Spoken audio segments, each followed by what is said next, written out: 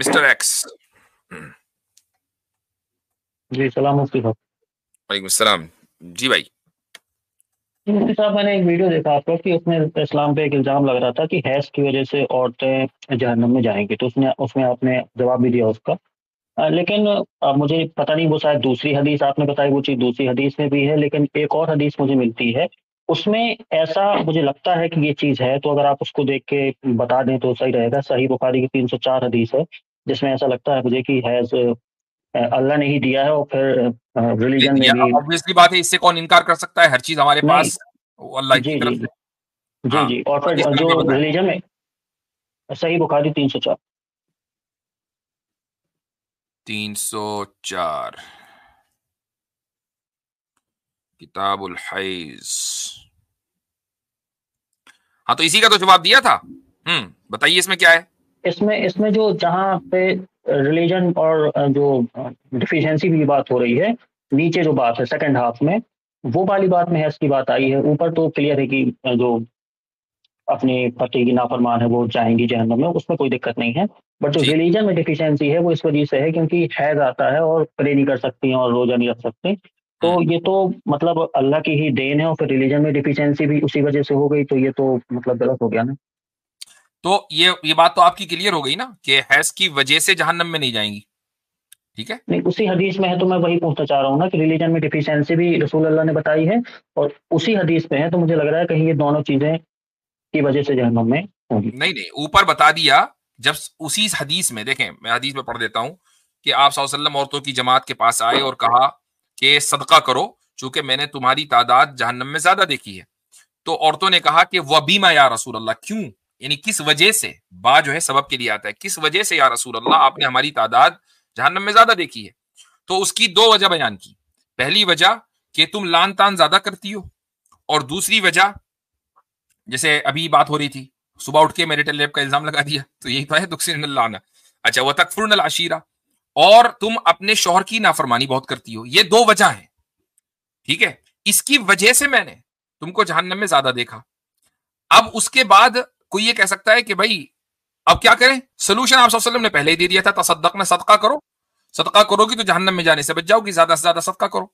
तो ऐसा नहीं कि सिर्फ प्रॉब्लम बताई, सोल्यूशन पहले बता दिया। अच्छा, अब ये बात मुकम्मल हो गई। अब दूसरी बात शुरू हुई कि मारा आई तुम इन्ना किसाती अक्लिन व दीन अजहबा लिलुब्बिर रजुलिल हाजिम मिन इहदाकुन्ना, कि मैंने यानी एक मर्द, एक अकलमंद मर्द की अकल के ऊपर गालिब होने वाली, दीन और अकल के एतबार से कमतर तुमसे ज्यादा किसी को नहीं देखा। कुल, ये दूसरी बात है, पहली बात खत्म हो चुकी है।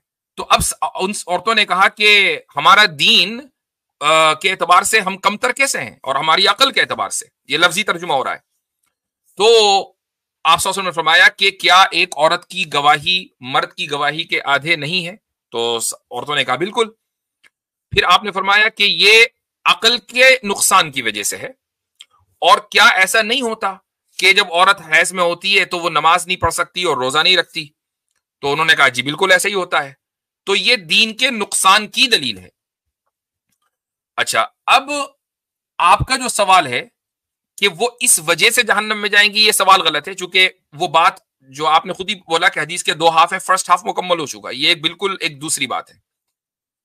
यहां पर यहां सवाल ये होता है कि आप जो सवाल आप कर सकते हैं, जो आपको करना चाहिए और जो आपने नहीं किया, वो ये है कि एक औरत को अगर हैज आता है तो ये उसका अपना लाया हुआ तो है नहीं, ये तो एक फितरी नेचुरल चीज है। तो इसमें उसकी क्या कमी है कि उसके दीन को नाकिस बताया जा रहा है? ये सवाल होना चाहिए। क्या ये सवाल है आपका, या ये सवाल नहीं है? नहीं मुफ्ती साहब, मैंने दोनों सवाल मिला के किया, आपने शायद ध्यान नहीं दिया। तो पहला सवाल तो आपका गलत है, जी जी। इसलिए कि जी जी, उसका ठीक है। ताल्लुक हदीस के पहले हाफ से वो मुकम्मल हो चुकी बात। आप सल्लल्लाहु ओके अलैहि ओके। वसल्लम ने दो वजह बयान की और उसका इलाज बयान कर दिया, बात खत्म। ठीक है। अब पहले क्या होता है कि जो क्लासिकल टेक्स्ट है उसमें कॉमा और फुल स्टॉप पीरियड वगैरह का तो रिवाज है नहीं कि आपको लगे कि अच्छा यहां बात मुकम्मल हो गई, पैराग्राफ भी नहीं बदलता, बस एक स्टेटमेंट है। तो इसलिए लोगों को कंफ्यूजन हो जाता है। अब रही ये बात कि जो दूसरी चीज है वो ये है कि नमाज और रोजा न पढ़ने की वजह से उसके दीन के अंदर कमी आती है, यह तय है। لیکن جس طریقے سے آپ صلی اللہ علیہ وسلم نے پہلی پرابلم کا علاج بیان کیا کہ زیادہ سے زیادہ صدقہ دو، دوسری پرابلم کا بھی علاج ہے، لیکن وہ علاج یہاں نہیں ہے، یعنی اس کمی کو پورا کیا جائے گا. کمی تو کسی بھی وجہ سے ہو سکتی ہے، فطری وجہ سے، کوئی نیچرل وجہ ہو سکتی ہے، کوئی اڈاپٹڈ ریزن ہو سکتا ہے، آپ کا اپنا پرسنل ریزن ہو سکتا ہے، کمی کسی بھی وجہ سے ہو سکتی ہے. لیکن اصل بات یہ کہ اس کمی کو پورا کرنے کا علاج موجود ہے یا نہیں. تو اگر آپ شریعت کو دیکھیں، مثلا روزہ نہیں رکھتی تو اس کا علاج یہ ہے کہ وہ روزہ قضا کرے، جیسے قضا کرے گی کمی پوری ہو جائے گی. اور شریعت کا یہی حکم ہے کہ حیض کی حالت میں اگر وہ عورت روزہ نہیں رکھ رہی ہے، نہیں رکھے گی، تو رمضان گزرنے کے بعد جب بھی اس کو موقع ملے وہ 7-8 دن جتنے دن بھی اس نے روزہ نہیں رکھے اس کی قضا کرے گی وہ، اور اس طریقے سے اس کمی کو پورا کر لے گی. پہلا علاج. دوسرا، نماز وہ پڑھ نہیں سکتی، اس کی قضا نہیں ہے، یعنی وہ نماز قضا بھی نہیں کرے گی. لیکن یہ بھی حکم ہے، ساتھ میں یہ بھی ایڈوائز ہے کہ جس وقت نماز کا وقت ہے تو اس وقت ذکر و اذکار کرو. ذکر و اذکار کا کیا مطلب ہے؟ یعنی اللہ کو یاد کرو، لا الہ الا اللہ کی تسبیح پڑھو، سبحان اللہ کی تسبیح پڑھو، اللہ اکبر کی تسبیح پڑھو. ان تسبیحات کے ذریعے اللہ کو یاد کر کے اس کمی کو پورا کرو. تو اب مجھے ایک بات بتائیں کہ ایک مرد کو تو کرنے پڑ رہے ہیں عشاء کی 17 رکعتیں اور فجر کی 4 رکعتیں، اور یعنی اس طریقے سے 50 رکعتیں پوری دن میں پڑھنی پڑ رہی ہیں. ایک عورت اس حال میں اپنے مصلی پہ بیٹھی، اس نے 5-10 مرتبہ اللہ اکبر کہا، اس کو ثواب مل گیا. تو اس کمی کو پورا کرنے کا علاج بیان کر دیا نا. پرابلم اس وقت ہوتی کہ اگر اس کمی کو پورا کرنے کا علاج نہ ہوتا. جی اچھا، شریعت میں مفتی صاحب مزاج دیکھیے شریعت اسلامیہ کا، کہ جس طرح انہوں نے، آپ نے ابھی حدیث کی آپ نے مثال دی اور اس کے اوپر کچھ باتیں رکھی، تو شریعت کے اندر، شریعت اسلامیہ کے اندر عورت کے لیے، یعنی کہ جہاں اس کے دین کے اندر نقص آ رہا ہے جو آپ نے بیان کیا، وہیں عورت کے لیے سب سے آسان جنت میں جانا ہے. جی کہ 5 نمازیں پڑھنی ہیں، رمضان کے روزے رکھنے ہیں، شرمگاہ کی حفاظت کرنی ہے اور شوہر کی اطاعت کرنی ہے. آپ صلی اللہ علیہ وسلم نے فرمایا جس دروازے سے چاہے جنت کے داخل ہو سکتی ہو. بنسبت مرد کے جس طرح آپ نے ساری باتیں بیان کی کہ بھئی فجر کی جو ہے وہ عشاء کی 17 رکعات اور کل ملا کے 50 رکعتیں یہ ہو گئی، اور پھر دیگر جو ہمارے اوپر فرائض ہیں جیسے کہ زکوٰۃ کا مسئلہ ہو گیا، جہاد کا معاملہ ہو گیا، گھر والوں کی حفاظت ہو گئی. لوگ کہتے ہیں کہ عورت کے اوپر جو ہے وہ ظلم کیا جاتا ہے. میں کہتا ہوں ایک عورت تابع ہوتی ہے اپنے ہسبینڈ کی، یعنی اس کو اپنے ہسبینڈ کا تابع بنایا جاتا ہے. حالانکہ مرد کے اوپر جو ذمہ داریاں ہیں، مرد ہمارا زیادہ مظلوم ہے.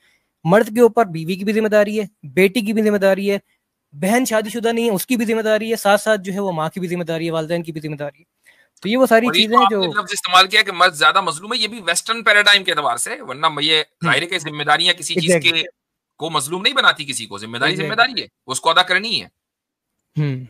مفتی صاحب اگر یہ حدیث دیکھیں گے تو جیسے فیمنسٹ اس کو ایز اے یعنی کہ نیگیٹو وے میں اپروچ کرتے ہیں، یا جو ویسٹرن پیراڈائم ہے اس کو نیگیٹو وے میں، اگر اس حدیث کو دیکھیں تو یہ نیگیٹو نہیں، اس میں اپریسیشن ہے عورت کا.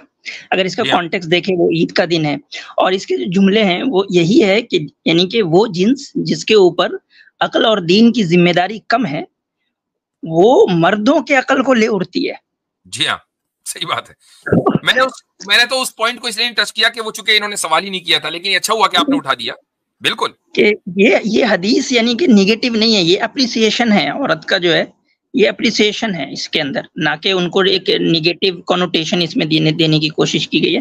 لیکن وہی ہے کہ جو لوگ ایک دوسرے ہی مائنڈ سیٹ سے یا لینس سے دیکھنے کی کوشش کرتے ہیں تو پھر جو ہے ان کو سمجھ نہیں آتی. آپ اس حدیث کا بیک گراؤنڈ جا کے سمجھے، وہ کون سا دن تھا، وہ کون سی مجلس تھی، کس واقعے پہ اللہ کے نبی صلی اللہ علیہ وسلم نے یہ سب بتایا، تو آپ کو سمجھ میں آئے گا کہ وہ تو ایک یعنی کہ سمجھیں کہ عورتوں کو نیکی کی طرف راغب کرنے کے لیے جو ہے یہ ساری باتیں بتائی جا رہی ہے اور ان کو اپریشیٹ کیا جا رہا ہے. اور اس چیز کو عورتوں سے زیادہ کوئی بہتر نہیں سمجھ سکتا. یعنی ان عورتوں کو جو وہاں مجلس میں موجود تھی ان کو کوئی اعتراض نہیں ہوا، وہ بلا بلا کر رہی ہیں، ہاں بالکل ٹھیک ہے، بالکل صحیح کہہ رہے ہیں آپ. کیونکہ ان کو لگ رہا ہے کہ ہمیں اپریشیٹ کیا جا رہا ہے، نہ یہ کہ ہمیں کرٹیسائز کیا جا رہا ہے. جی ٹھیک ہے بھائی. میں ایک چیز بس ایڈ کر دوں کہ جیسے حیض عورتوں کو آ رہا ہے تو اس کی وجہ سے ان کے اوپر ایک بہت بڑی ذمہ داری بھی ہے کہ وہ نسل آگے بڑھانے کا مطلب ذمہ داری ہے ان کے اوپر.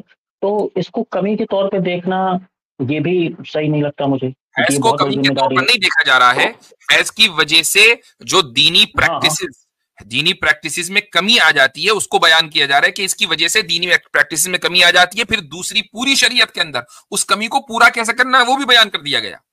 حیض کمی نہیں ہے. جی شکریہ. چلیں جی.